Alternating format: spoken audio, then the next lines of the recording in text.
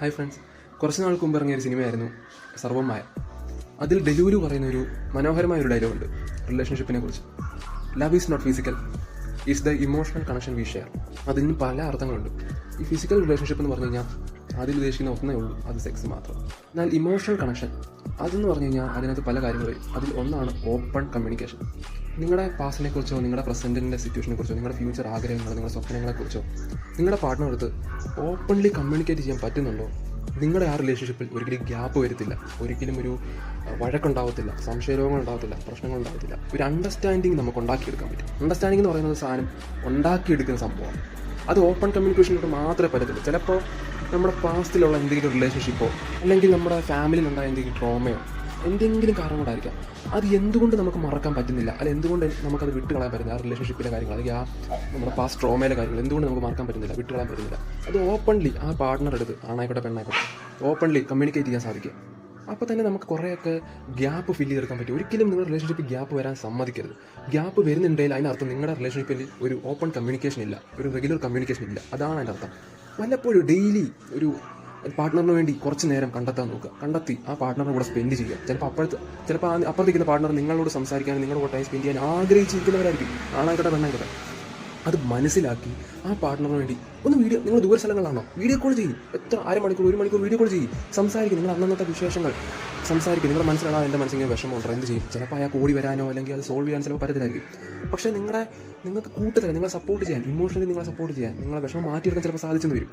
Communicate ചെയ്യുക. അതുപോലെ priority കൊടുക്കുന്നത്.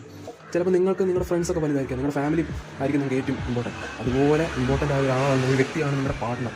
അത് മനസ്സിലാക്കി ആ പാർട്ട്ണറിന് വേണ്ടി സമയം കണ്ടെത്തി, ആ പാർട്ട്ണറിന് വാല്യൂ കൊടുത്ത് കുറച്ച് ചോദ്യങ്ങൾ ചോദിക്കുക. ഇത്രയേ ഉള്ളൂ. അത് ആ കുറച്ച് ചോദ്യങ്ങൾ ചോദിക്കുന്നത് വെച്ച് കഴിഞ്ഞാൽ അത് ചിലപ്പോൾ അപ്പുറത്തേക്കുന്ന പാർട്ട്ണർ കേൾക്കാൻ ആഗ്രഹിച്ചിരിക്കുന്ന പല കാര്യങ്ങളായിരിക്കും. അതെന്ന് പറഞ്ഞാൽ നീ ഓക്കെ ആണോ, നിൻ്റെ ഇപ്പോൾ സാഹചര്യം എന്താ, എന്തുണ്ട് നിൻ്റെ വിശേഷം, നീ ഓക്കെ അല്ലേ, നീ എന്തെങ്കിലും ബുദ്ധിമുട്ടുണ്ടോ, പ്രശ്നമുണ്ടോ? അല്ലെങ്കിൽ വീഡിയോ കോൾ ചെയ്യുമ്പോൾ മുഖം വാടിയിരിക്കുന്നു, നിൻ്റെ മുഖം എന്താ, നിൻ്റെ മുഖം എന്താ വാടിയിരിക്കുന്നത്, നിൻ്റെ മുഖത്തിൻ്റെ ഒരു വിഷമം, എന്ത് പറ്റി, ക്ഷീണമാണോ, നിനക്ക് പനിയുണ്ടോ? അത് നേരിട്ട് കാണുമ്പോൾ നീ എന്താണ് ക്ഷീണിച്ച് പോയത്, എന്ത് പറ്റി, നിനക്ക് എന്താ ഇതിൽ ബുദ്ധിമുട്ടുണ്ടോ, എനിക്ക് എന്നോട് പറ, ഞാൻ ഇല്ലേ ഇവിടെ, നിൻ്റെ കൂടെ ഞാൻ ഇല്ലേ? ഇങ്ങനെയുള്ള കുറച്ച് കാര്യങ്ങൾ, സ്നേഹത്തോടുള്ള കെയറിങ്, കുറച്ച് സംസാരം, കുറച്ച് ചോദ്യങ്ങൾ, ഇത് മതി. ചിലപ്പോൾ ഇത് കേൾക്കാൻ മാത്രമായിരിക്കുന്ന പാർട്ട്നേഴ്സ് ഉണ്ട്. അപ്പോൾ അത് മാക്സിമം നിങ്ങൾ ഓപ്പൺ കമ്മ്യൂണിക്കേഷൻ, ഒരു ഗ്യാപ്പ് വരാത്ത രീതിയിൽ ഡെയിലി കമ്മ്യൂണിക്കേറ്റ് ചെയ്യാൻ കഴിവതും ശ്രമിക്കുക. അതുപോലെ ലോയലായി ട്രസ്റ്റ് വർത്തിയായിട്ടിരിക്കുക.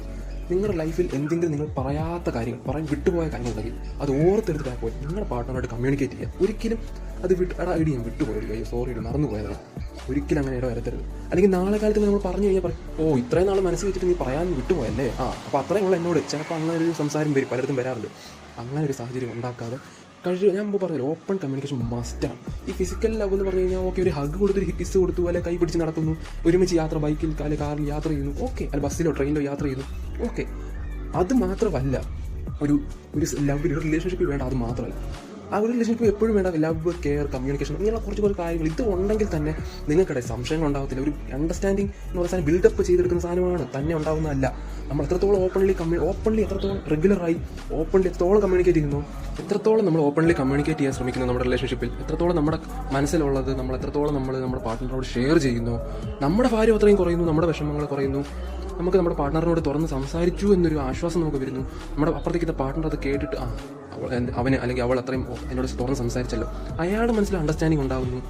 അതുപോലെ തന്നെ ഒരു സ്നേഹം ബിൽഡപ്പ് ചെയ്യുന്നു. ഞാൻ മുമ്പ് പറഞ്ഞ പോലെ കുറച്ച് അങ്ങോട്ടും ഇങ്ങോട്ടുള്ള കെയറിങ്, ചോദ്യങ്ങൾ മതി. ഇത്രയും തന്നെ മതി നിങ്ങളുടെ റിലേഷൻഷിപ്പിനെ എത്ര നാൾ വേണമെങ്കിലും ഒരു ബുദ്ധിമുട്ടും ഒരു പ്രയാസവും ഇല്ലാതെ, ഒരു റിലേഷൻഷിപ്പ് ഗ്യാപ്പ് വരാതെ, നിങ്ങൾക്കിടയിൽ ഒരു വഴക്കുണ്ടാവാതെ, പിണക്കങ്ങൾ ഉണ്ടാവാതെ, സംശയരോഗങ്ങൾ ഉണ്ടാവാതെ എത്ര നാൾ വേണമെങ്കിലും കൊണ്ടുപോകും. അത് ഉറപ്പുള്ള കാര്യമാണ്.